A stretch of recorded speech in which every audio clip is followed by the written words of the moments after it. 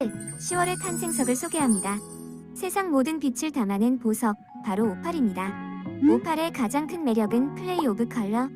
한 가지 색에 머무르지 않고 보는 각도에 따라 무지개 빛깔이 춤추는 듯한 신비로운 아름다움을 선사합니다. 또 그 어떤 보석보다 독특한 개성을 지니고 있습니다. 불꽃처럼 강렬한 파이어, 오팔, 밤하늘의 은하수를 담은 블랙 오팔까지 세상에 단 하나뿐인 나만의 이야기를 담을 수 있죠.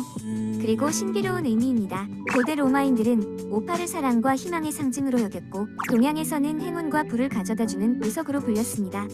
오팔의 다채로운 빛은 예술적 감각을 자극하고 상상력을 확장하는 힘을 가지고 있습니다. 오팔을 지니면 나쁜 기운을 막아주고 긍정적인 에너지로 가득 채워 성공과 행복으로 가는 길을 열어준다고 합니다. 세상에서 가장 특별한 보석, 오팔. 네, 잘 보셨습니까? 오늘 함께 나눌 말씀이 요한일서 4장 16절의 말씀이 되겠습니다. 하나님이 우리를 사랑하시는 사랑을 우리가 알고 믿었노니 하나님은 사랑이시라. 사랑 안에 거하는 자는 하나님 안에 거하고 하나님도 그의 안에 거하시느니라. 방금 전에 오팔이라고 하는 그 보석을 봤습니다. 저도 이렇게 유튜브로 처음 이제 본 그런 그 보석인데, 이 보석은 다른 보석에 비해서 좀 특이하고 이상한 점이 많은 그런 그 보석입니다. 이 다이아몬드 같은 경우는 그 빛이 항상 일정하잖아요.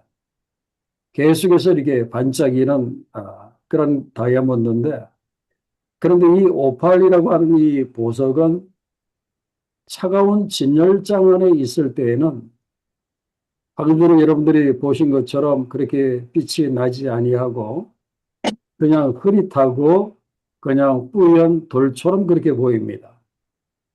그런데 신기한 것이 무엇인가 하면은 그 보석이 사람의 손에 쥐어지고 그 사람의 체온이 그 오팔에 전달이 되면은 그 안에 숨어 있는 색들이 살아서 마치 움직이는 듯한, 방금 전에 보신 것처럼 그렇게 아름다운 빛을 냅니다. 그래서 그 보석 전문가들이 이런 말을 합니다. 오팔은 빛이 없어서가 아니라 온도가 낮아서 빛나지 않는다 라고 그런 그 이야기를 해요. 그래서 제가 이런 생각을 한번 해봤습니다. 혹시 우리 사람도 오팔과 같은 그런 그 존재가 아닌가? 우리가 빛나지 못하는 그 이유가 우리들에게 능력이 없어서도 아니고 어떤 은사가 없어서도 아니고 믿음이 아예 없어서도 아니라고 한다면, 다들 능력도 있고 은사도 있고 그리고 믿음도 어느 정도 다 있습니다. 그런데 우리가 그렇게 빛나지 않는 그 이유가 무엇인가? 그것은 우리가 하나님의 그 체온에 닿아 있지 않기 때문은 아닐까, 이런 생각을 잠시 해봤습니다. 그래서 사도 요한이 요한일서 4장 16절에서 하나님이 우리를 사랑하시는 사랑을 우리가 알고 믿었노니 하나님은 사랑이시라. 사랑 안에 거하는 자는 하나님 안에 거하고 하나님도 그의 안에 거하시느니라. 그렇게 이야기를 하고 이렇게 있습니다. 방금 전에 제가 그 봉독해 드린 이 말씀의 그 핵심은 거한다라고 하는 말씀입니다. 4장 16절 안에 사랑 안에 거하는 자는 하나님 안에 거하고 하나님도 그의 안에 거한다. 세 번씩 거한다라고 이렇게 말씀을 하고 있어요. 여기서 이 거한다라고 하는 것은 어느 정도로 가까이 있는 것을 이야기를 하는가 하면은 체온이 서로 오갈 정도로 가까이 있다는 그런 뜻입니다. 어떤 사람과 내가 옆에 밀착해서 앉아 있으면은 체온이 그렇게 전해지는 것처럼 이 거한다라고 하는 것은 하나님과 우리 사이의 체온이 오갈 만큼 그렇게 가까이 있다는 그런 뜻이에요. 그래서 하나님께서 우리 인간을 만드실 때 빛을 내도록 그렇게 창조하신 존재가 우리 인간입니다. 그래서 창세기 1장 27절에 보면은 하나님이 자기 형상대로 사람을 창조하시되라고 그렇게 말씀을 하셨는데, 이 하나님의 형상이라고 하는 것은 단지 그 사람의 도덕성이 뛰어나다는 그런 뜻도 아니고, 그 사람의 지성이 아주 높다는 뜻도 아니고, 이 하나님의 형상에 대해서 신학자들이 여러 가지로 말을 하지만 저는 이렇게 한번 생각을 해봤습니다. 하나님이 우리 인간을 하나님의 형상으로 만들었다고 하는 것은 혹시 하나님의 영광을 반사하도록 우리를 창조하시지는 않았는가? 그래서 그 아들이신 예수께서 너희는 세상의 빛이라 그렇게 말씀하셨습니다. 우리 보고 빛이 되라고 그렇게 명령하신 것이 아닙니다. 너희는 세상의 빛이라. 너희는 이미 빛이라고 말씀을 하십니다. 그런데 우리가 세상에 있어 이렇게 세상의 빛으로 이렇게 살지 못하는 것은 그 문제는 이겁니다. 내 안에 빛이 없어서 내가 빛나지 않는 것이 아니라 내가 너무나 차가워서 빛나지 않는 것이다 하는 겁니다. 방금 전에 우리가 보았던 것처럼 그 오팔처럼 내 안에 색이 없는 것이 아니라 하나님의 체온과 내가 너무 이렇게 멀리 떨어져 있기 때문에 그러지 않을까 그렇게 생각을 해봤습니다. 왜 사람은 빛을 내지 못합니까? 그 첫째 이유는 죄라고 하는 것이 있기 때문에 그렇습니다. 죄가 사람을 차갑게 만들어서 그렇다 하는 겁니다. 이 죄라고 하는 것은 단순히 어떤 도덕적인 실수가 아니라 죄는 하나님과의 거리가 멀어지는 것이 죄입니다. 그래서 이사야 59장 2절에 보면은 오직 너희 죄악이 너희와 너희 하나님 사이를 갈라 놓았고 그렇게 말하고 있습니다. 갈라 놓았다. 거리가 멀어졌다 그런 말씀. 그래서 죄로 인해서 우리가 하나님과 거리가 멀어지면 온도는 반드시 내려갈 수밖에 없다 그런 말이에요. 내 온도가 내려가니까 나의 기도는 형식이 되고 맙니다. 그리고 온도가 내려가니까 내가 드리는 예배는 어쩔 수 없는 의무가 되고 맙니다. 내가 가서 예배를 드려야 하니까. 내가 중직자니까, 내가 목회자니까. 예배는 어쩔 수 없는 의무가 되고, 그리고 말씀을 봐도 이 말씀이 냉랭한 지식으로 내게 다가오고 있다. 이제 그런 말씀입니다. 우리는 가끔가다 이런 말을 할 때가 있습니다. 요즘 아무래도 내 믿음이 식은 것 같다. 이제 그런 말씀을 하는데 정확하게 말하면은 나의 믿음이 식은 것이 아니라 내가 하나님과 멀어져 있기 때문에 그렇다 하는 겁니다. 내 심령이 어둡게 여겨지면 내가 이럴 때에는 제가 그렇게 하기 때문에 죄를 찾아서 우리가 회개하면 된다 그런 말이에요. 그래서 우리로 하여금 빛을 내지 못하게 하는 것은 하나님의 체온을 막아서 빛을 내지 못하게 하는 것은 우리 안에 있는 죄가 그렇게 한다 그런 말이에요. 그리고 두 번째는 자기 의가 하나님의 체온을 차단한다 그런 말씀입니다. 그 이사야 29장 13절에 보면은 이 백성이 입술로는 나를 공경하되 마음은 내게서 멀도다 그렇게 말씀을 하고 있습니다. 왜 마음이 멀어졌습니까? 그 이스라엘 백성의 그 특이한 점 중에 하나인 자기의 때문에 그렇습니다. 이 자기의라고 하는 것은 겉으로 보기에는 굉장히 뜨거워 보입니다. 그리고 남들이 보기에는 열심히 신앙생활을 하는 것 같습니다. 심지어 대단하게 보이기까지 그렇게 합니다. 그런데 그 이스라엘 백성들에게서 느끼는 것, 아니 우리 자신에게서 느끼고 우리가 경험하는 것이 실상은 자기의라고 하는 것은 하나님의 체온을 막는 아주 좋은 단열재이다. 그런 말씀. 그래서 자기의가 강하면 그 사람은 차갑습니다. 심지어 하나님께서도 그 사람에게 가까이 하지 못할 정도로 자기의가 그 사람을 차갑게 그렇게 만듭니다. 그래서 내 심령이 어두워지고 내 심령이 차가워지면 그것은 다른 것이 아니라 내 의 때문에 그러하다. 그런 말씀이에요. 이렇게 죄라고 하는 것, 이렇게 자기 의라고 하는 것이 하나님과 우리 사이를 막아서 우리의 체온이 내려가게 하므로 빛을 내지 못하게 한다. 그런 말씀이에요.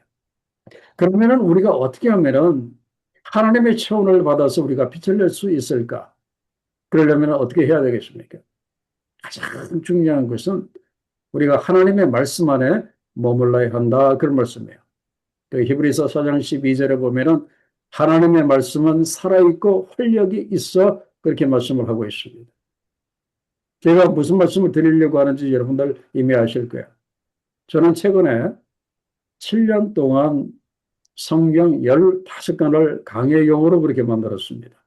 그리고 또 문제지도 그렇게 만들고 요즘 이제 로마서 강의를 만들고 있는데 이렇게 16권의 말씀을 이렇게 준비하면서 제가 철저하게 깨달은 것이 하나가 있습니다. 그건 무엇인가 하면은 이 성경 말씀이라고 하는 것은 내가 연구하면 연구할수록 따뜻해지는 책이 아니라 내가 말씀 안에 머무를 때에 따뜻해지는 것이 하나님의 말씀이라는 것을 요즘 많이 깨닫고 있습니다. 그래서 한번 우리 자신을 한번 돌아보시기 바랍니다. 내가 하나님의 말씀을 참 많이 아는데 그럼에도 불구하고 여전히 내 마음이 차갑다면 내가 성경을 통해서 정보는 많이 얻었지만 내가 말씀 안에 머물지 않기 때문에 그렇다 하는 거예요. 그래서 우리가 말씀을 읽을 때 어떻게 해야 되겠습니까? 말씀을 분석하려고 우리가 읽지 말고 하나님과 함께 하나님의 말씀을 읽어보십시오. 그렇게 권하고 싶어요. 그럴 때 뜨거운 눈물과 함께 하나님의 체온이 반드시 느껴질 줄로 그렇게 믿습니다. 그리고 두 번째는 십자가에 우리가 가까이 나가야 합니다. 하나님의 체온이 가장 뜨겁게 느껴지는 것은 골고다 언덕이었습니다. 그래서 바울이 로마서 5장 18절에서 우리가 아직 죄인 되었을 때에 그리스도께서 우리를 위하여 죽으심으로 그렇게 이야기를 하고 있어요. 그 미국에 참 좋은 그 신학대학들이 많은데 그 남침내교 신학대학의 학장이었던 그 앨리스 풀러 박사가 한 번은 그 이스라엘에 사람들을 데리고 성지순례를 이렇게 간 적이 이렇게 있었습니다. 사람들이 풀러 박사에게 내일 우리가 갈보리 언덕에 올라가니까 거기에서 말씀을 전해달라고 부탁을 했어요. 풀러 박사는 내가 그 예수께서 돌아가신 그 갈보리 그 언덕에서 무슨 말을 내가 전해야 할지 몰라가지고 꼬박 뜬 눈으로 밤을 새고 말았습니다. 예수께서 돌아가신 그곳에서 도저히 내가 설교할 자격이 없는 것처럼 그렇게 느껴졌어요. 그래서 어떤 말씀도 준비할 수가 이렇게 없었어요. 다음날 아침이 되었습니다. 일행과 함께 그 갈보리 언덕에 올라갔습니다. 풀라 박사는 설교 준비를 한 것이 아니라 십자가에 관한 성경 말씀만 그대로 낭송을 하기 시작을 했습니다. 그랬더니 그 말씀을 듣는 사람들의 그 눈에 눈물이 흐르기 시작하면서 여기저기에서 흐르기는 그런 소리가 들렸습니다. 저것이 예수께서 여러분과 나를 위하여 돌아가셨던 곳입니다. 딱 이 한마디만 했어요. 이렇게 이 십자가라고 하는 것은 하나님께서 자기의 생명의 온기를 우리들에게 덮어주신 사건이 바로 십자가의 사건이다. 그런 말씀입니다. 그래서 우리의 심령이 차갑고 어둡다면은 여러분들이 십자가를 한번 깊이 한번 생각해 보시기를 바랍니다. 그리고 세 번째는 정직한 기도를 해야 한다. 그런 말씀이에요. 우리가 하나님의 체온을 받으려면 정직한 기도를 해야 한다. 그런 말씀입니다. 우리 하나님은 능숙한 기도를 기다리시지 않습니다. 진짜 기도를 기다리신다. 그런 말씀입니다.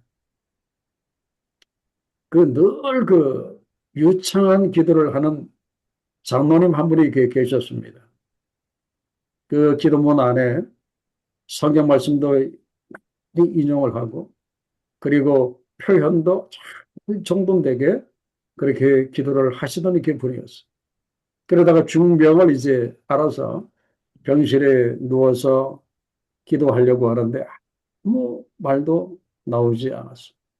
그냥 침대 위에서 이렇게만 말했습니다. 하나님, 저 굉장히 무섭습니다. 그래도 하나님의 손을 놓지 않겠습니다. 이 한마디밖에 할 수가 이렇게 없었어요. 바로 그 순간에 이런 체험이 있었었다. 그런 말씀을 했어요. 그날 처음으로 그가 깨달은 것이 기도라고 하는 것은 연습이 아니라 하나님과의 접촉이라고 하는 이 사실을 그 기도 많이 했던 장로님이 그날 처음으로 깨달은 거예요. 그러면서 이같이 순전한 이 기도는, 하나님과의 접촉이 있는 이 기도는 하나님의 체온이 느껴지게 한다. 그런 말씀입니다. 그리고 네 번째는 우리가 순종의 자리로 나가야 한다. 그런 말씀이에요. 그 요한복음 14장 21절에 보면은 나의 계명을 지키는 자라야 나를 사랑하는 자니 나를 사랑하는 자는 내 아버지께 사랑을 받을 것이요 나도 그를 사랑하여 그에게 나를 나타내리라. 이렇게 말씀을 하셨습니다. 주님은 우리가 순종하는 그 자리에 자기를 나타내신다고 말씀을 하고 계십니다. 그렇기 때문에 순종은 우리가 어쩔 수 없이 해야 하는 의무가 아니라, 이 순종이라고 하는 것은 하나님의 체온을 가장 선명하게 느끼는 자리가 바로 순종의 자리라고 하는 것을 알 수가 있어요. 왜 그런가 하면은 거기에 보면은 순종하는 자리에 자기를 나타내신다고 예수께서 말씀을 하시기 때문에 그렇습니다. 그리고 마지막으로 다섯 번째, 우리가 공동체 안에 머물러 있을 때 우리가 하나님의 체온을 느낄 수가 있습니다. 이미 우리는 이 코로나라고 하는 이 기간을 오래전에 보냈습니다. 아직도 그 여파가 남아 있어서 약간의 변화가 있는데, 그 코로나 이전에 주일이 되면은 서둘러 교회에 오던 어떤 분이 있었습니다. 예배 시작 한 10분 전에 미리 와서 찬양을 기다리던 그 사람이었어요. 그런데 코로나 때문에 대면 예배가 되지 아니하고 집에서 온라인 예배로 이렇게 드리기 시작을 했습니다. 그래서 소파에 탁 기대서 이렇게 커피를 이렇게 마셔가면서 또 전화기를 이렇게 만져가면서 예배를 드리기 그렇게 시작을 했습니다. 처음에는 뭐 상황이 이러니까 다들 아무도 교회를 못 가니까 어쩔 수 없이. 그런데 어느 날 갑자기 이런 느낌이 들더라고 이야기를 했어요. 내가 예배를 드리기는 들었는데 하나님을 만났다는 느낌은 전혀 없더라. 라는 그런 그 이야기를 했어요. 그 마태복음 18장 20절에 보면은 두세 사람이 내 이름으로 모인 곳에는 나도 그들 중에 있느니라. 분명히 말씀을 하셨어요. 그래서 이 교회라고 하는 것은, 우리의 공동체라고 하는 것은 하나님의 체온이 있는 것이 바로 교회요. 그리고 공동체라는 것을 이렇게 알 수가 있습니다. 자, 제가 다섯 가지를 말씀을 드렸습니다. 혹시 기억나십니까? 우리가 하나님의 체온을 어떻게 하면 받을 수 있는가? 하나님의 말씀 안에 머물러 있어야 된다. 늘 십자가에 가까이 가야 한다. 그리고 기도를 하더라도 정직한 기도를 해야 한다. 그리고 네 번째, 순종의 자리로 나가야 한다. 그 다음에 다섯 번째, 열심히 모여야 한다. 그런 말씀. 그럴 때 하나님이 함께 하신 거로 그 체온이 우리 가운데 느껴진다. 그런 말씀입니다. 자, 결론입니다. 우리가 방금 전에 그 유튜브에서 오팔 보석을 봤는데, 이 오팔이라고 하는 보석이 빛나는 조건은 딱 하나밖에 없습니다. 자체 발광이 아니다. 그런 말. 다이아몬드는 자체 발광이 됩니다. 그러나 이 오팔은 자체 발광이 아닙니다. 그리고 노력한 강도도 아닙니다. 딱 한 가지, 가까이 있는 사람의 체온이다. 그런 말씀이에요. 사람이 그 보석을 손으로 이렇게 만지는 순간에 빛을 낸다. 그런 말씀이에요.